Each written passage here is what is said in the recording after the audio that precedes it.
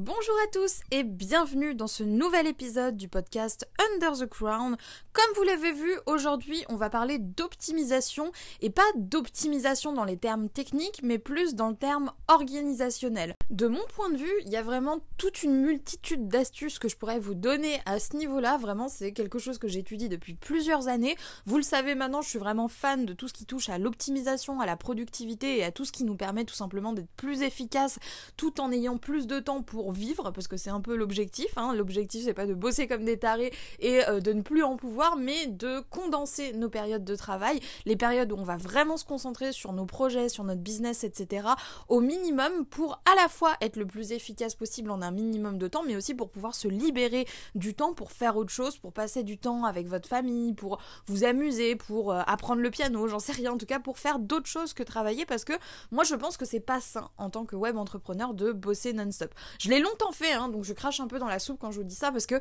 quand j'ai démarré, ceux d'entre vous qui me suivent depuis plus longtemps que les autres le savent, j'étais vraiment un bourreau de travail. Je me vantais parfois de bosser 60 heures par semaine. Bref, je trouvais que en fait,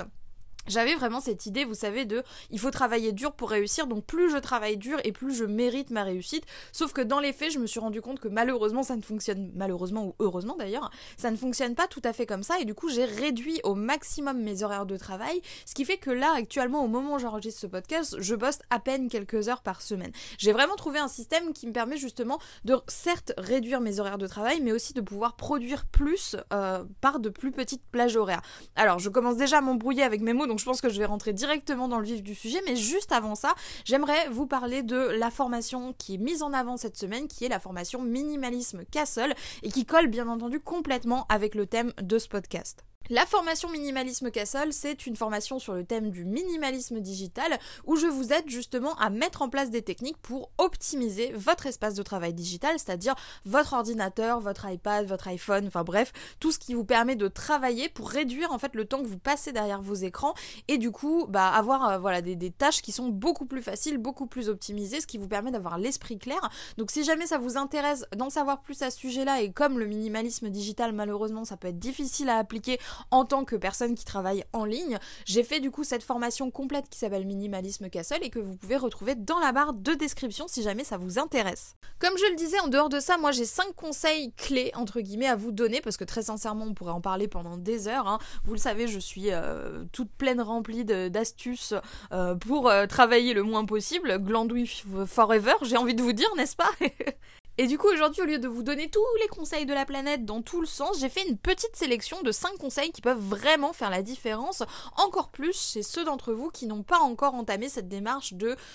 simplification, d'optimisation de vos process de travail. Donc si jamais ça vous intéresse, je vous invite à rester jusqu'au bout, et moi du coup, je vais commencer par vous donner mon premier conseil qui est sûrement l'un des plus importants, les plus essentiels, si jamais vous voulez arrêter de perdre du temps, parce qu'on perd un temps monstrueux, mine de rien, à rester assis derrière notre ordinateur, à ne rien faire ou alors à avancer lentement, et je pense que ce que j'ai à vous dire là, ça va beaucoup vous aider, et si vous appliquez ne serait-ce qu'un seul des 5 conseils que je donne ici, je suis quasiment sûre que ça va faire une énorme différence dans votre capacité de travailler, votre capacité à garder la motivation, etc., etc.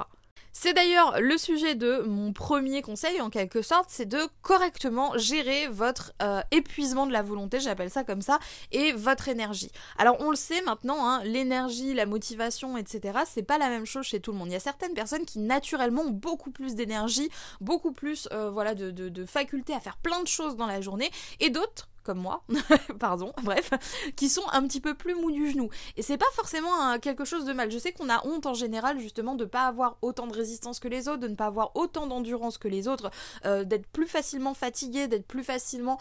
tout simplement pas motivé en fait à travailler, et il faut vraiment pas que vous preniez ça comme un fardeau, mais que vous appreniez à travailler avec. Vous le savez si vous avez l'habitude de me suivre, moi c'est vraiment la mentalité que j'adopte dans mon business, c'est d'essayer de construire un business qui corresponde le plus à comment je suis naturellement sans faire d'efforts. Parce que si mon business et les choses que j'ai à faire correspondent à qui je suis et à ma motivation naturelle, entre guillemets, eh bien j'ai moins d'efforts à fournir, je me sens moins coupable, et du coup ça crée un cercle vertueux. Et c'est vraiment ça qu'il faut comprendre avec cette histoire de gérer son énergie, gérer sa volonté. On n'a pas tous les mêmes réserves, on n'a pas tous le même niveau d'énergie, mais plus vous connaissez votre niveau à vous, et plus vous êtes en mesure de travailler intelligemment par rapport à ça. Il n'y a pas vraiment de méthode ici pour le faire, faut juste vraiment vous écouter et je pense que c'est un conseil qui est vraiment sous-utilisé et sous-compris dans la sphère entrepreneuriale, c'est que vraiment votre business, il doit être fait sur mesure pour vous et ça vaut aussi par rapport à votre énergie. Si vous avez l'habitude par exemple si vous êtes rendu compte par exemple que vous aimez bien travailler 2 heures par jour, pendant 2 heures vous êtes à fond mais après ça commence à devenir un petit peu plus chaud et marronneau, dans ce cas-là, n'ayez pas peur de vous planifier des journées de 2 jours, de 2 jours, non pas du tout, de 2 heures, parce que pour le coup, vous allez être beaucoup plus efficace et beaucoup plus motivé pendant ces 2 heures et vous allez pas en plus derrière gaspiller de l'énergie à vous dire oh là là, j'avais plein de trucs à faire, je les ai pas fait, je m'en veux, etc., etc. L'énergie et même la volonté, encore une fois, je rattache les deux, même si c'est 2 choses différentes, ça fonctionne sur le même système. Pour moi, c'est un petit peu comme si vous aviez des batteries au-dessus de votre tête, comme la batterie de votre téléphone qui se décharge à mesure que vous l'utilisez tout au long de la journée. C'est la même chose avec votre volonté et votre énergie. Et cette batterie, si je peux dire ça comme ça, elle est pas pareille chez tout le monde, que ce soit en termes de grandeur, que en termes de, comme je vous le disais, il y en a qui ont plus d'énergie que d'autres, mais aussi en termes de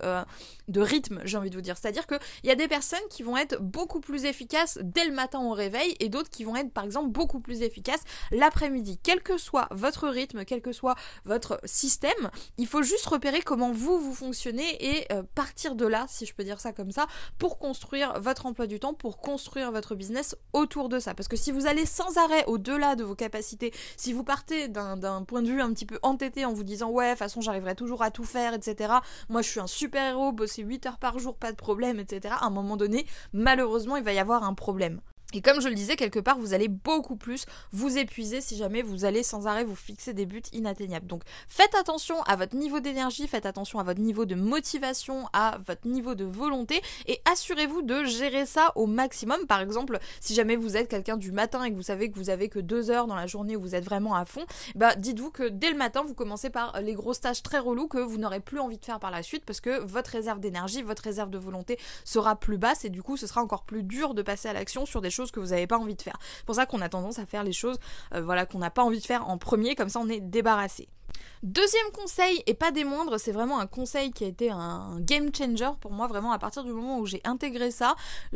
a complètement changé en fait ma manière de travailler, ma manière de gérer mon temps aussi, c'est ce qui m'a fait gagner le plus de temps, et pourtant je vous assure qu'il y avait du chemin, j'ai mis du temps à comprendre ce que je vais vous expliquer là, c'est qu'il faut en fait tout simplement muscler sa concentration. Pendant très longtemps, j'étais de ces personnes qui disaient ouais, moi je suis multitâche, qu'est-ce qu'il y a, j'ai pas peur, etc. Le fait de faire une chose à la fois, c'est pour les nuls, gna gna, etc. Que dalle. Franchement, je disais n'importe quoi. Parce que vraiment, dès l'instant où j'ai commencé à apprendre à travailler en étant concentrée, en étant focus sur une tâche à la fois et à m'entraîner, en fait, tout simplement, comme je vous disais, muscler ma concentration. Parce qu'au début, ma concentration, elle n'était pas au top du top. C'est petit à petit que, plus ça va et plus je me suis habituée, plus je l'ai musclé et plus ça devient facile pour moi de me concentrer sur de petites périodes. Et je me suis rendu compte d'un truc, c'est que quand on est focus, quand on est concentré, et en fait, on travaille beaucoup mieux. On est à la fois plus rapide, à la fois plus investi, et en plus de ça, le travail qu'on fait, surtout quand on est dans un métier créatif, comme c'est le cas quand on est créateur de contenu ou entrepreneur, on crée du contenu de bien meilleure qualité. Donc ça vaut la peine vraiment d'essayer au moins de travailler en étant concentré. Et si, comme moi, auparavant, vous aviez la capacité de concentration d'une tranche de jambon, pas de panique, on part tous de là, et comme je vous le disais, c'est un muscle en fait, la concentration. C'est pas du jour au lendemain que vous allez passer de comme moi à j'arrive difficilement à rester concentré plus de 5 minutes sur un sujet à pendant 3 heures je bosse comme une dingue sans penser ne serait-ce qu'une demi-seconde à quelque chose d'autre. C'est pas du jour au lendemain que ça se fait, j'ai vraiment commencé petit à petit. Comme je vous le disais avant, j'étais incapable de rester concentré plus de 10 minutes sans regarder mon portable ou sans parler à quelqu'un sur WhatsApp ou ce genre de truc. Là maintenant ça a vraiment changé la donne. Ce que j'ai fait en fait, c'est que j'ai commencé par me concentrer sur des plus petites périodes. J'ai utilisé notamment la fameuse technique de la Pomodoro dont je vous parle souvent, qui consiste en fait à mettre un petit timer. Alors j'ai pas commencé avec des grosses Pomodoro de 30 minutes comme ça peut être conseillé, j'ai commencé d'abord par 10 minutes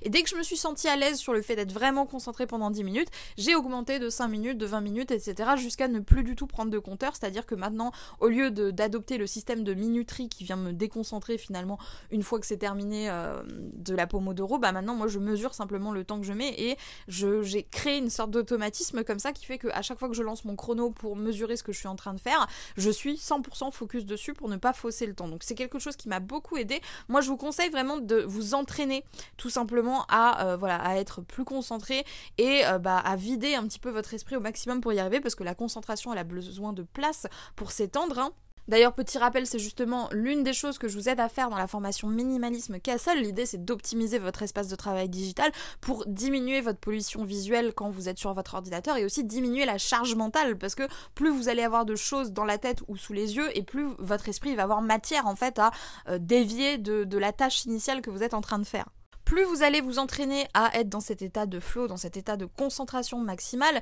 et plus ça va être facile pour vous de le faire, et en plus de ça, vous allez gagner du temps, parce que peut-être que vous ne vous en rendez pas compte actuellement, mais le fait de passer d'une tâche à l'autre sans arrêt, ça vous déconcentre en permanence, et tout le temps que vous reprenez à vous remettre dans ce que vous faites pour après vous réarrêter, etc., ça vous fait perdre le plus de temps. Alors que si vous faites tout d'une traite sans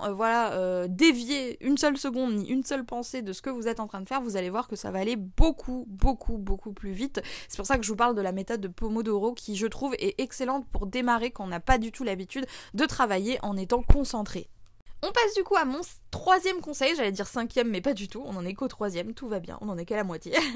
Ce conseil, encore une fois, c'est un conseil totalement sous-coté, je le sais, et c'est pour ça que je tiens à vous dire de faire bien attention à ce que je vais dire ici, parce que ça fait une vraie différence. Mettez-vous dans le bon état d'esprit. Alors oui, je sais, il y en a plein qui vont dire quoi, tout ça pour ça, mais vraiment, mettez-vous dans le bon état d'esprit. Moi, j'ai vraiment cette philosophie de penser qu'à partir du moment que vous êtes de bonne humeur, par exemple, vous allez être vraiment dans un super mood, vous allez être super productif, vous allez avoir envie de faire plein de choses et vous allez être plein d'entrain. Et je pense vraiment que c'est important quand on a besoin justement de travailler par soi-même, de se motiver, etc., de tout faire au maximum pour être dans un mood positif. Alors bien sûr, la vie, des fois, c'est un peu de la merde.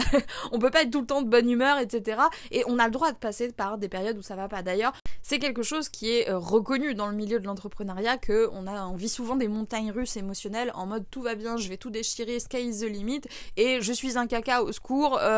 aidez-moi, je vais redevenir salarié, etc. C'est vraiment, c'est normal, c'est humain d'aller pas bien de temps en temps. Mais je pense que en tant qu'entrepreneur, c'est de notre responsabilité d'essayer de faire un maximum pour ne pas déprimer pour rien, pour essayer de rester dans un mood positif. Alors encore une fois, je mets de grosses parenthèses ici, vous avez le droit d'aller pas bien. Là je parle pas non plus de tout ce qui est cas de dépression ou ce genre de choses, bien entendu, hein. Je parle de manière générale où on a plus souvent tendance, et je sais parce que je suis passée par là aussi, ça m'arrive encore certains jours d'avoir des petits coups comme ça, où on a tendance à voir le côté négatif des choses, à se plaindre, à pas être content, etc. Alors que techniquement, quand on prend un petit peu de recul, il n'y a pas franchement de raison d'être mal. Dites-vous que plus vous allez être de bonne humeur, plus vous allez être dans ce mood positif, dans cet entrain de vie, j'ai envie de dire, et plus ça va être facile pour vous d'avancer rapidement, d'exécuter des projets, etc. Et c'est pour ça que je dis que c'est votre responsabilité de tout faire pour maintenir au maximum un état d'esprit positif, un mood joyeux, comme j'aime bien le dire. Pour ça, moi j'ai quelques petites astuces qui font la différence et qui m'aident majoritairement la plupart du temps, à part quand j'ai des couilles dans le pâté, à aller bien et à être de bonne humeur le matin par exemple. C'est de me mettre ma fameuse playlist de la joie. Alors j'ai une playlist comme ça que j'écoute assez souvent, où il y a que des musiques positives, que des musiques qui mettent dans un bon mood, et moi personnellement la musique ça me change vraiment complètement mon humeur, donc c'est quelque chose que j'essaie d'appliquer au maximum. Quand je sens que ça va pas trop, je mets une musique, et vu que la musique me donne envie de chanter et danser, automatiquement je me mets dans un bon mood, quoi, si vous voulez. Ça peut être, je sais pas, manger des œufs le matin. Oui, j'ai mangé des œufs ce matin, ça intéresse beaucoup de personnes. Likez cette vidéo si jamais ça vous intéresse. Enfin bref, j'ai remarqué par exemple que le fait de manger des œufs le matin, ça me mettait de bonne humeur parce que ça me donnait un petit regain d'énergie. Puis moi j'adore manger, donc dès que je mange un truc bien, je suis de bonne humeur. Donc vous voyez, faire plein de petites choses comme ça qui peuvent vous aider à vous sentir mieux et ne vraiment pas prendre ça à la légère, parce que en tant que salarié, notre bien-être, notre bonheur, tout simplement, il a été complètement laissé de côté. Moi je sais que c'était le cas quand j'étais salarié. Je veux dire, mes patrons ils s'en tapaient complètement de savoir si j'étais de bonne ou de mauvaise humeur, ça ne les concernait pas, mais là le patron c'est nous. Donc si jamais on veut être productif, si jamais on veut bien travailler, on va essayer de faire les choses avec bienveillance envers nous-mêmes, et surtout on va prendre conscience du fait que plus on va être de bonne humeur et meilleur on sera dans notre travail. Une astuce aussi qui peut être pas mal et qui personnellement m'a beaucoup aidé pendant mes périodes de mou, et j'aime bien faire ça de temps en temps quand justement je sens que dans mon esprit tout s'embrouille, c'est le journaling. Alors vous n'êtes pas obligé de partir dans l'idée j'écris mon petit journal intime, etc., mais d'utiliser le journaling comme un outil de coaching, je pense que ça peut faire un outil d'auto-coaching, même j'ai envie de vous dire, ça peut faire une énorme différence, ou alors même vous procurez tout simplement un journal prêt à remplir. Il y a pas mal de journaux comme ça qui existent et ça peut être un bon exercice, une bonne routine entre guillemets à vous imposer pour vous vider un petit peu l'esprit, parce que le fait d'écrire ce que vous pensez, ce que vous ressentez, ce qu'il y a dans votre tête, le fait de faire un point comme ça vous aide à externaliser, et tout ce qui est externalisé sort de votre tête, ce qui laisse de la place à la concentration. Donc je pense vraiment que ça peut être très très intéressant, si vous avez n'importe quoi qui peut vous aider à vous vider la tête, de faire ça, parce que ça va vous aider justement à vous mettre dans un bon mood et à être beaucoup plus concentré, et du coup à optimiser votre manière de travailler. Mon 4e conseil, c'est un conseil de puriste, faudra m'excuser, mais c'est de simplifier un maximum de choses, et simplifier avant toute chose vos process, c'est-à-dire les différentes étapes à mettre en place pour, par exemple, rédiger un article, bref, pour toutes les tâches importantes qu'il y a dans votre entreprise. On a tendance à penser que plus nos process ils sont complexes, plus il y a de détails, etc. et mieux c'est. Pourtant, c'est vraiment faux, et c'est tout le contraire. Parce que plus vos process sont complexes, et plus ça va vous demander un effort de les exécuter. Et parfois, ça peut même créer une certaine confusion qui va en fait à l'encontre totalement de l'idée de l'efficacité. Parce que si à chaque fois que vous regardez votre process, vous dites alors attends, dans quel sens, qu'est-ce qu'il faut que je fasse, qu'est-ce que je cherche, etc. Alors ça va créer de la friction, alors ça va être un problème. Si votre manière de gérer vos tâches, vos projets, votre travail en général demande un effort, quel qu'il soit, que ce soit un effort mental ou un effort physique, alors vous allez épuiser encore plus vos réserves d'énergie, alors vous allez encore épuiser encore plus vos réserves de volonté, comme on a pu en parler un petit peu plus tôt. Plus vos process sont simples, plus les choses à faire sont faciles, moins il y a d'étapes, et plus vous allez facilement vous y mettre, et en plus de ça, vous allez les exécuter beaucoup plus rapidement. Personnellement, c'est vraiment quand je prends du temps pour simplifier mes process, pour les rendre plus optimaux par rapport à ma manière de travailler, que j'améliore considérablement ma productivité. Donc si jamais vous ne l'avez encore jamais fait, je vous invite à jeter un coup d'œil, à décortiquer un petit peu les différents process classiques que vous allez utiliser pour alimenter votre business, et essayer de faire en sorte que ces process soient les plus simples, les plus optimales que possible, optimaux, je sais jamais comment on dit, enfin bref. C'est pour ça que je vous disais que Minimalisme Castle, la formation dont je vous parlais un petit peu plus tôt, elle peut vraiment vous aider, notamment si vous vous sentez fatigué rien qu'en regardant votre ordi, parce que des fois on ouvre son ordinateur, il y a tellement d'icônes, il y a tellement d'informations dans tous les sens que waouh, déjà il y a un effort, il faut qu'on comprenne, etc. Et même si c'est très inconscient, parce qu'on est habitué à avoir tout le temps le même bazar, ça peut vraiment créer une charge visuelle qui va venir polluer votre esprit, et qui va qui va rendre le fait en fait tout simplement d'essayer de voir les choses avec un petit peu plus de clarté beaucoup plus difficile que si tout était simple et linéaire. Plus vous allez rendre vos missions faciles à exécuter, et plus vous aurez envie de vous y mettre, et plus elles seront rapides à terminer, et plus vous pourrez rester concentré. Donc on est encore une fois dans cette histoire de cercle vertueux. Donc si ça n'est pas encore fait,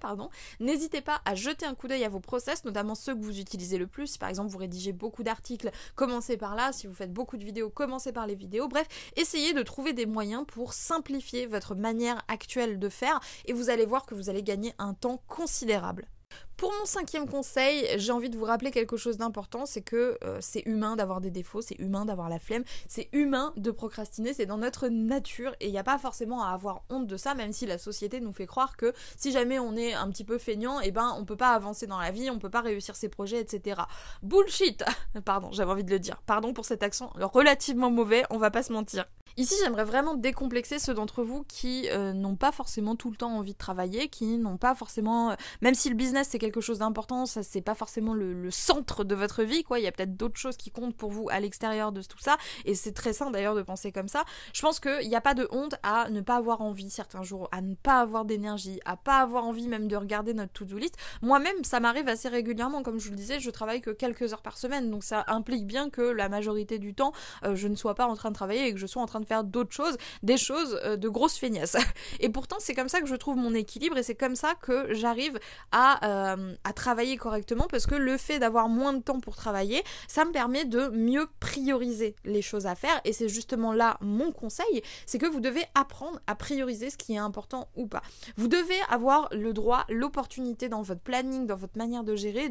d'annuler ou de reporter certaines choses si vous n'avez pas envie de les faire, sans que ça casse toute votre organisation, sans que ça casse tout votre business. Ma mentalité, c'est vraiment qu'il y a toujours un meilleur moment pour faire les choses en étant le plus efficace que possible. Si par exemple je dois écrire un article et que là j'ai pas envie de le faire, je sais que ça va me prendre beaucoup plus de temps, donc c'est pas le meilleur moment. Alors que si je me réveille en me disant waouh, là l'article il s'écrit tout seul dans ma tête, il faut que j'écrive, forcément là ce sera le meilleur moment. Donc si j'ai pas envie de faire quelque chose, je pars de cette idée de ok, bah c'est que c'est pas le meilleur moment parce que là j'ai pas envie de le faire, donc si je me force à le faire, je vais mal le faire, ça va pas bien se passer, ça va pas fonctionner, etc. Et du coup je pense que vraiment en intégrant cette idée de c'est quand le meilleur moment, on peut tout simplement se concentrer sur les choses qui ont vraiment de l'importance, et du coup le fait de coupler ça à une bonne priorisation, c'est-à-dire à bien déterminer ce qui est le plus urgent, ce qui est le plus important à faire, ça peut vraiment vous permettre d'être beaucoup plus efficace, même si vous ne faites pas tout ce qui est écrit sur votre to-do list. Vous avez le droit de reporter des choses, vous avez le droit d'annuler les choses, il faut vraiment que votre emploi du temps vous permette la plus grande flexibilité que possible si jamais vous voulez pouvoir avancer, parce qu'il y aura toujours des imprévus, c'est la loi de Murphy, et c'est aussi lié à notre nature d'être humain où on a beaucoup plus facilement envie de se caler toute la journée devant Netflix que de bosser du matin au soir. D'ailleurs, si jamais vous n'avez pas encore un système d'organisation qui est assez flexible et qui n'est pas encore assez optimisé, il se trouve que j'ai également une formation qui s'appelle Optimize Kingdom où je vous explique justement comment j'automatise mon business et comment je gère mes tâches et les choses à faire directement sur des outils dédiés qui sont des outils de gestion de tâches. Donc cette formation Optimize Kingdom, elle se trouve dans la barre de description, mais vous pouvez aussi l'obtenir en bonus avec un tarif spécial avec la formation Minimalisme Castle dont je vous ai parlé un petit peu plus tôt. Donc si tout ça, ça vous intéresse, ce sera comme d'habitude dans la barre de description. Et du coup, moi, j'aimerais savoir ce que vous pensez des conseils que je vous ai donnés ici et surtout savoir si vous aussi, vous avez de la difficulté à vous concentrer, parce que moi, à mes débuts, c'était vraiment un gros problème, même encore aujourd'hui, il y a des fois où je suis pas dans le mood, donc j'ai un peu de mal. Je sais que ça a été difficile pour moi de prendre conscience qu'il fallait que je travaille en étant concentrée, donc j'aimerais bien avoir votre avis à ce sujet-là. Est-ce que vous avez également d'autres astuces à partager avec nous sur qu'est-ce qui vous a rendu en fait un petit peu plus efficace? Est-ce que vous pensez avoir encore de la marge de progression à ce niveau-là? Je serais curieuse d'avoir votre opinion. Moi en tout cas, j'espère que ce podcast vous aura plu. N'hésitez pas à me laisser un j'aime ou un commentaire si jamais c'est le cas, ça fait toujours super plaisir. Je vais vous laisser là, je vous souhaite une super bonne journée et je vous dis à plus pour de nouvelles vidéos sur la chaîne de Wonder White Queen.